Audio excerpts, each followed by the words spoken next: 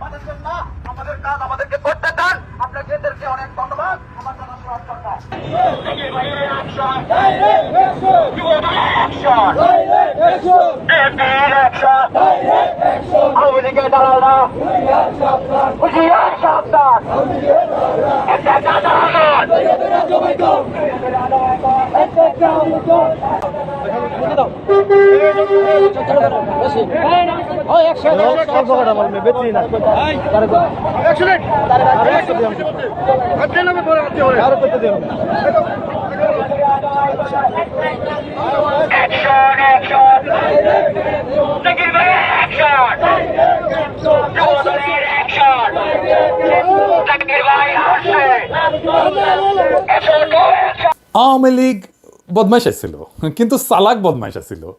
এরা তো দেখতেছে বেকুব টু দি পাওয়ার ইনফিনিটি।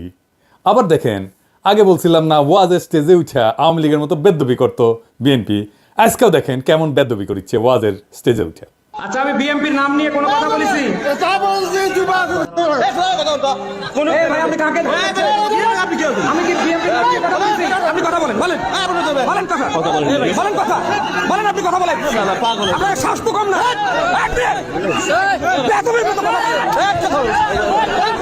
এরপরে বেদ্যবি করতে আসলে ধোলাই দিবেন একেবারে। একটা জায়গায় ধোলাই খেলে না সারা বাংলাদেশে সাইজ হয়ে যাবে।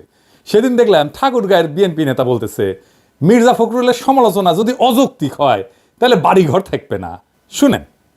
যৌক্তিক সমালোচনা করবেন, আমরা আপনাদেরকে বাহাবা দিব, ধন্যবাদ দিব। মিথ্যা সমালোচনা করবেন, আমরা আপনার প্রত্যেকটা মানুষের নৈতিক দায়িত্বের প্রতিবাদ করেন। কাউকে ছাড়ে দেওয়ার সময় নেই। তবে একটা জিনিস, মির্জা আলমগীরকে নিয়ে যে কথা তুলবে, আঙ্গুল তুলবে, বিশেষ করে এই অঞ্চলে ওর বাড়িঘর আমরা রাখবো। এই বেড়ার নাম মতিউর রহমান, ঠাকুরগাঁ সদর উপজেলার বিএনপি নেতা। যৌক্তিক আর অযৌক্তিক কেমনে বুঝবে? কে ঠিক করবে? বিএনপি তো ঠিক করবে। আর অযৌক্তিক হলে বাড়িঘরে হামলা করবে। রাজনীতিতে সমালোচনা থাকবে না? সমালোচনা তো থাকবেই, অযৌক্তিক সমালোচনাও থাকবে। সমালোচনা যদি অযৌক্তিক হয় তাহলে সেটা জনগণ ধরতে পারবে না? অবশ্যই পারবে ধরতে। তাহলে জনগণের উপর সে আস্থা রাখতে পারতেছে না কেন? এরা উপজেলার নেতা, এরা তো শিখে বড় নেতা দেখে, তাই না? আগা হাল যেদিকে যায় পিছা হাল সেদিকেই যায়, তাই না? দেখেন বিএনপির এমপি কি বলে, কি ভাষায়। দেখেন, কিছুদিন আগে হারুনরে ধরেছিলাম না, ঠান্ডা ছিল কিছুদিন, আবার এসে কইতেছে ক্ষমতায় থেকে দল গঠন করলে পিঠের চামড়া তুলে নিবে। ভাষা বাদই দিলাম। ক্ষমতায় থেকে রাজনৈতিক দল তো খোদ জিয়াউর রহমান করছেন। হারুন যেই দল করে সেই দলের জন্ম ক্ষমতা থেকে। ছাত্ররা কিন্তু খুবই স্পষ্টভাবে বলছে যে তারা দলে যুক্ত হইলে, রাজনৈতিক দলে পদ ছেড়ে দিবে, উপদেষ্টা পদ ছেড়ে দিবে। তাও ভয় যায় না এদের। সমস্যাটা কই? মানে ওরা কি বুঝে না? মানে ছোটবেলায় কি আয়োডিন কম খেয়েছিল হারুন, নাকি বেশি খাইছিল? তো বিএনপির নেতাকর্মীরা ইনকা বেপরা হয়ে উঠছে কেন? টাকা কামানোর জন্যে। আর অন্যকে বিএনপির নেতাকর্মীরা ইনকা বেপরা হয়ে উঠছে কেন? টাকা কামানোর জন্যে, আর অন্যকে হুমকি দেওয়ার জন্যে। এই দখলের উৎসবে মানুষজন তো টেম্পু স্ট্যান্ড দল বলে বিএনপিকে খোটা দেয়। তো দেখি আসলে ব্যাপারটার মধ্যে কি লুকায় আছে। যে বিএনপির দল চালানোর মতো কোনো একটা আর্থিক ব্যবস্থা নাই। এই যে চাঁদাবাজি আর টেন্ডারবাজির অভিযোগ, তার আসল কারণ বিএনপির নেতাকর্মীরা ইনকা বেপরা হয়ে বিএনপি শত্রুরা বাড়ায় টাকা কামানোর জন্য। জামাতের ব্যাপারে চাঁদাবাজির কিন্তু দুই একটা নিউজ হয়, অভিযোগ আসে, কিন্তু এটা বিএনপির মতো ব্যাপক না। কারণ জামাতের দলের একটা ইকোনমি আছে, একটা আর্থিক ব্যবস্থা আছে, তার কর্মীদের পালার মতো। বিএনপির নেতারা টাকা কামায়, কিন্তু টাকার আয়টা তার নিজের। পাচার হয়তো করে না, কিন্তু টাকাটা তার নিজের। এর একটা অংশ তারা হয়তো পার্টিতে চাঁদা দেয়, বড় জোর নির্বাচনের সময় কর্মীদের হাতে কিছু টাকা দেয়। বছরের বাকি সময় নেতা কর্মীরা কিভাবে চলবে, পরিবারের ভরণ পোষণ কিভাবে হবে, কোরবানি কিভাবে দেবে, বাচ্চাদের 2 দিন চিকেন ফ্রাই কিভাবে খাওয়াবে, সে ব্যাপারে বিএনপির কোনো নজর নাই। বিএনপির কর্মীরা নিম্নবিত্ত পরিবারের ছেলে মেয়ে, তাদের নিয়ে, তাদের ভবিষ্যৎ নিয়ে দলের নেতাদের কোনো চিন্তা আছে বলে মনে হয় না। আছে কি? আপনারাই বলেন, করে চিন্তা না? বিএনপির এই কর্মীরা মাঠ পর্যায়ে, তৃণমূলের কর্মীরা বেশিরভাগই ঘরের খাইয়া বনের মস্তারায়, কিন্তু সেটার তো একটা লিমিট আছে, তাই না? তাইলে দলের নেতাদের উন্নতি, তাদের আয় রোজগার বৃদ্ধি, তার সাথে সাথে কর্মীদের এবং দেশেরও উন্নতি হওয়ার কথা, তাই না? বিএনপির বেলায় কিন্তু সেটা দেখি না। তো জামাতের বেলায় দেখা যায়, কিন্তু জামাতের বিশাল বিশাল আর্থিক ইনস্টিটিউট তারা তৈরি করতে পারছে।